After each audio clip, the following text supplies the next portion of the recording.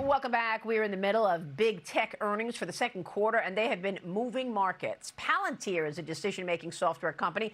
It will be reporting earnings next week, August 3rd, as demand for its technology grows across both commercial and government customers. Palantir, now a major partner for the Pentagon, helping military operators analyze massive amounts of data to make decisions faster on the battlefield.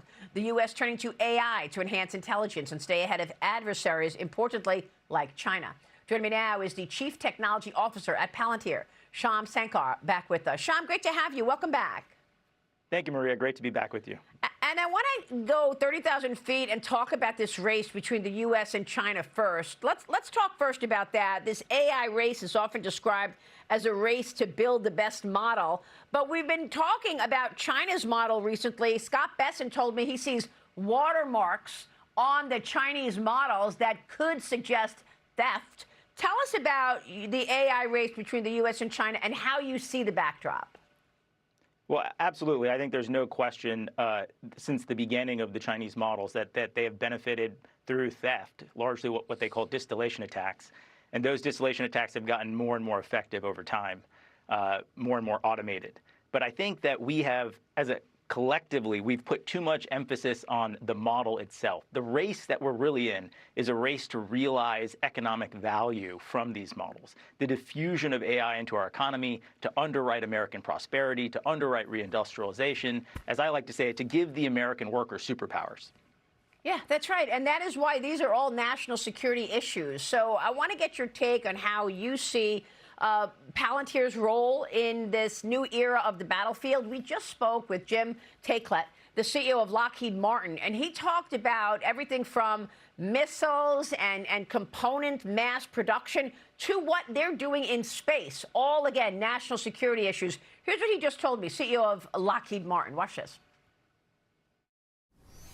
We build the critical radar systems that are in use today, both strategic radars. We have every layer of radar covered with our company. Look behind me, you can see the Morpheus drone. That is the lowest level of air defense for Golden Dome, meaning how do we shoot down drones and low, slow-flying cruise missiles that could be targeted at the United States or at venues like the Super Bowl or Washington, D.C. It can actually destroy 50 drones on one battery charge in one flight using absolutely no ammunition and go back for a recharge and do it again. And we're going to go all the way from that level, which could be 50 to 100 feet high, all the way up to space, where we got selected as one of the providers of a space-based interceptor that will come from space orbit and be able to hit ballistic missiles coming at the United States. So we're going to be at every level in every sort of product line. This company is built exactly for Golden Dome. It's a perfect match, so we'll be very involved. So I want to get your take, Shyam, on how the battlefield is changing as a result of AI and what we need to understand about Palantir's role in it. Well, for every conflict that you see happening, I mean, Ukraine first and foremost, how is a much smaller country really holding back the axis of authoritarianism, not only Russia, but Russia that's resupplied by China and North Korea, Russia that's helping out Iran. It is having a technical advantage. You know, in some sense, there's nothing new under the sun. John Boyd used to call it the OODA loop: observe, orient, decide, act. Whoever can do that faster has the most amount of deterrence, and should you have to fight, has the advantage in winning. AI gives you exactly that. So absolutely, it's going to be in our lowest level components, like the drones that Jim was talking about. But I think more strategically, it allows us to better understand the signs that conflict are brewing, the mobilization of our industrial base, because really this is a war of the factories. The weapon is the factory here. So we have to be able to produce, we have to generate that production in a place that shows our adversaries we have the intent and ability to win, and then the strategic decision-making of how we orchestrate large-scale military operations that they know they're going to lose, whether it's Maduro or Midnight Hammer or present conflicts right now. Yeah, so that's sort of deterrence as well. So what policies do you believe the U.S. needs to adopt, or direction that we need to go to ensure that we do win this, understanding how important this race really is?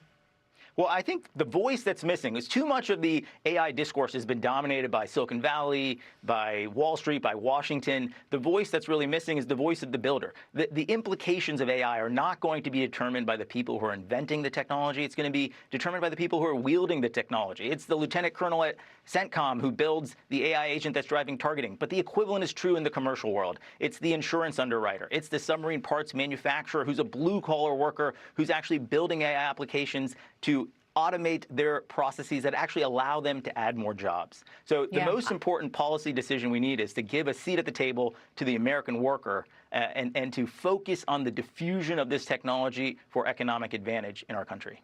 Yeah, I like the way you pull it all together. You know, one thing that I say often is that we're in this moment in time, what a time to be alive, with all this innovation coming from companies like yours and others. But at the same time, you have an administration in place that's willing to take a shot.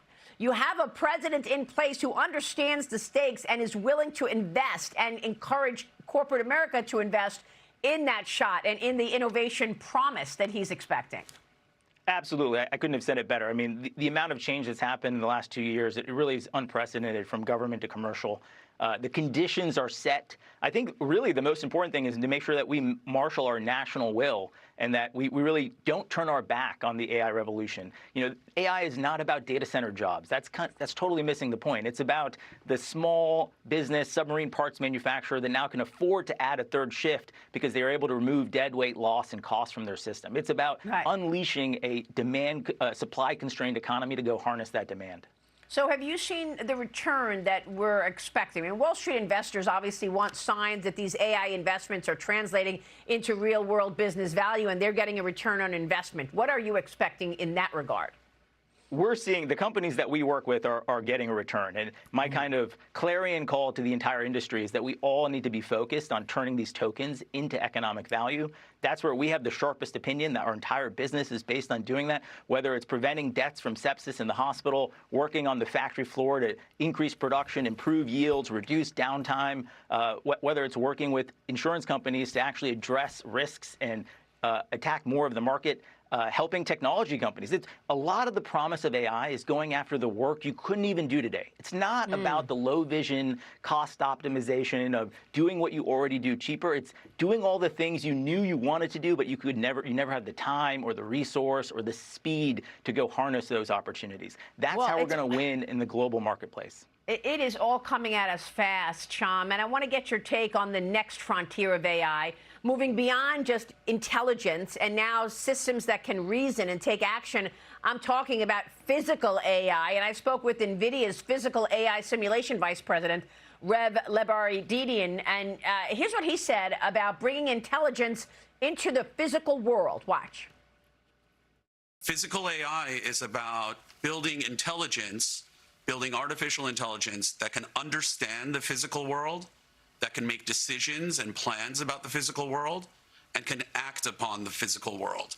Essentially, robots, vehicles, infrastructure, anything that's in the physical world that, if augmented by intelligence, can become more efficient and more productive.